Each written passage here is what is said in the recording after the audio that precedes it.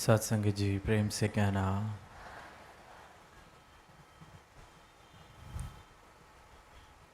आज दिल्ली के इस मैदान में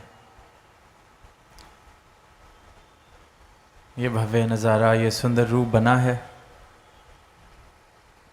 और बात करी जा रही है भक्ति की, मानवीय गुणों की, यशोगान किया जा रहा है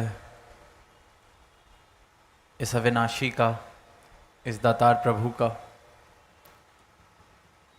आवाज़ दी जा रही है कि ये जिसे दूर समझा जा रहा है, जिस परमात्मा को कथनी सुननी तक सीमित रखा जा रहा है, ये अंग संग बसता है, प्राप्त करने योग्य है। जिसने पाया है उसने यही आवाज़ सारी ही मानवता को देने का प्रयास किया है कि इस अंग संग बसने वाले को दूर ना समझा जाए। ये जो हमारे अंग संग बस रहा है, हमारे घट में बस रहा है, जिसके अंदर इस सारी सृष्टि का वास हो रहा है, इसको दूर ना समझा जाए। कहीं मानवता की भी वही जल में मीन प्यासी मोहे सुन सुन आए हासी वाली अवस्था न रह जाए। जो मानव इस परमात्मा रूपी समुद्र में है, फिर भी प्यासा है, फिर भी वांझा है, तो उस मानव को आवाज़ दी जा रही है कि ये अंग संग बसने वाली सत्ता को कथनी सुननी तक सीमित ना किया जाए, प्राप्त कर लिया जाए, दर्शन कर लिए जाए। इसके साथ प्रेमा भक्ति वाला रिश्ता जोड़ लिया जाए जो एक भक्त और परमात्मा में होना चाहिए। जो सही मायनों में एक भक्त और परमात्मा में रिश्ता अगर स्थापित होता है तो ये प्रेमा भक्ति के भाव वाला ही रिश्ता होता है। पर वो मुमकिन तभी है जब इस अविनाशी के दर्शन मैं कर लूँ, मेरा जीवन उज्जवल हो जाए, रोशन हो जाए। अज्ञानता की जो ये आँख पर पट्टी बंधी है, संत आवाज़ देते हैं और ये पट्टी खोल देते हैं ताकि फिर रोशनी दिखाई देने लगे। अंधकार से मेरा जीवन प्रकाश की ओर आ जाए।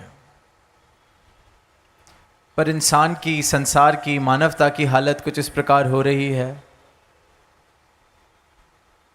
कि जो गुण जिन्हें मानवीय गुण कहा जाता है, जिन्हें दिव्य गुण कहा जाता है, जो ये बात कही जाती है कि परमात्मा ने इंसान को अपनी सर्वश्रेष्ठ यूनियन की तरह बनाया, अपनी ही छवि में बनाया, अपना रूप इसमें बसता है,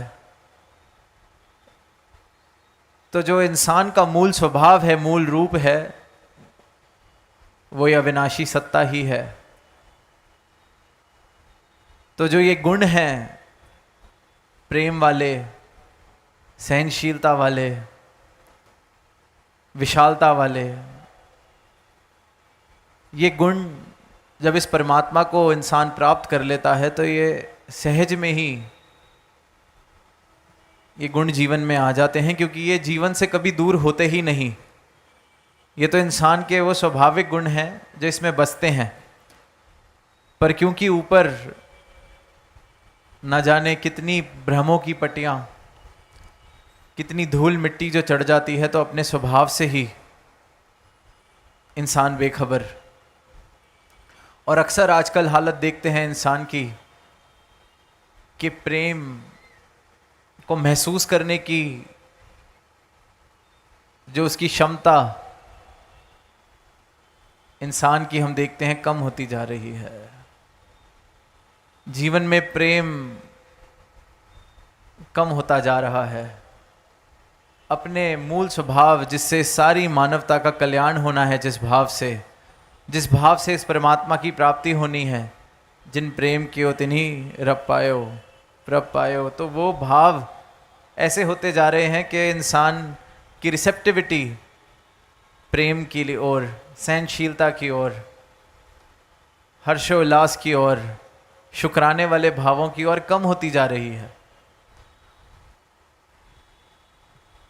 महसूस ही इंसान नहीं कर पा रहा, मानो कि जैसे जड़ जीवित से जड़ होता जा रहा है। प्रेम उसको खुशी नहीं दे रहा। इंसान को ये भ्रम है कि ये संसारिक उपलब्धियां ही शायद खुशी का स्रोत हैं। जैसा जैसा समाज संसार बनता जा रहा है, जिन जिन वस्तुओं की, जिन जिन पदों की, उपलब्धियों की कीमत संसार बढ़ा देता है, उनकी प्राप्ति को ही खुशी, उनकी प्राप्ति से ही लगता है जीवन का कुछ मूल बनेगा। और इसी करके अपने स्वभाव से ये प्रेम, ये अपनत्व, स्वीकृति वाले भावों से दूर होता जा रहा है।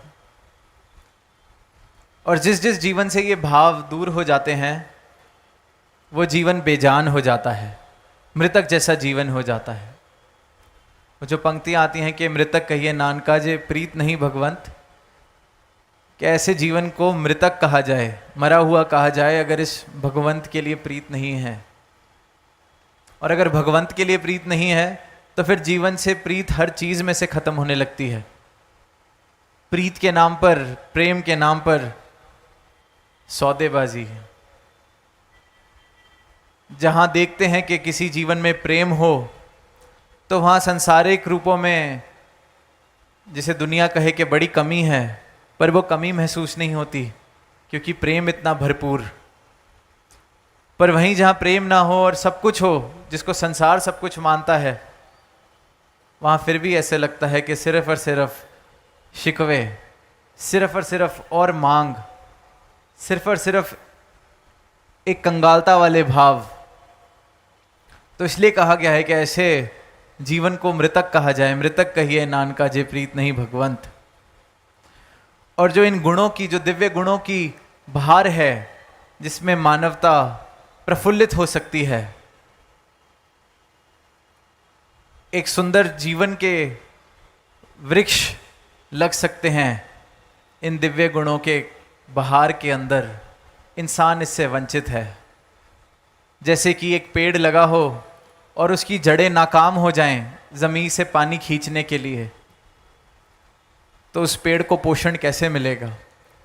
इसी प्रकार इंसान इस प्रकार जड़ होता जा रहा है कि प्रेम, स्वीकृति, खुशहाली, ऐसे भाव, मानो कि प्रेम की रिसेप्टिविटी, जैसे दास ने कहा कि इंसान जो जीवन जी रहा है, जो क्षमता थी उसको जड़ कर बैठा है ऐसे भावों को ग्रहण करने की, ऐसे भावों को महत्वता देने की, ऐसे भावों को महसूस करने की। प्रेम महसूस ही नहीं कर पा रहा है इंसान, तो बाहर कहाँ से आएगी? शायर ने पंक्तियां कहीं कि मुझको एहसासे रंगो बू ना हुआ, यूं भी अक्सर बाहर आई है। बाहर तो आई, पर मुझे ना रंग का एहसास हुआ, ना खुशबू का एहसास हुआ, अक्सर ऐसे ही बाहर आई। इंसान के साथ भी यही हो रहा है कि ये सदा बाहर परमात्मा, इसकी बाहर कोई मौसम की मोहताज नहीं है कि साल के कुछ समय ये परमात्मा की बाहर आती है। सदा बाहर, हर वक्त, हर पल बाहर ही बाहर।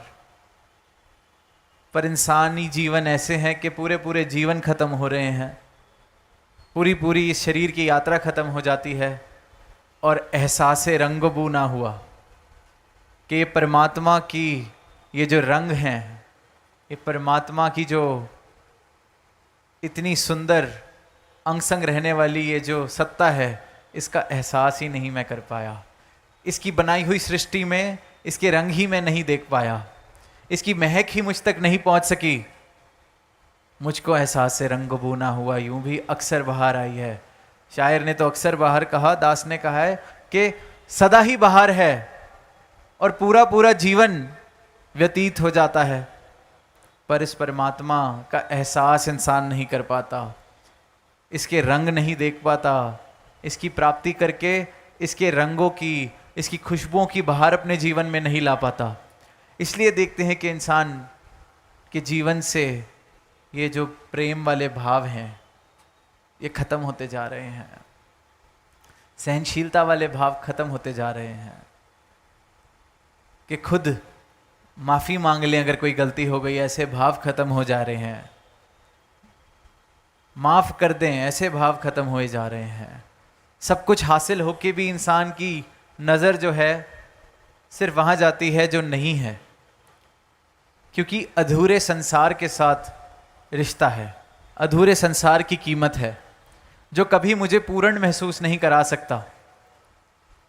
तो मेरी नज़र भी वो फिर ऐसी ही बन जाती है जो कमियां देख रही है।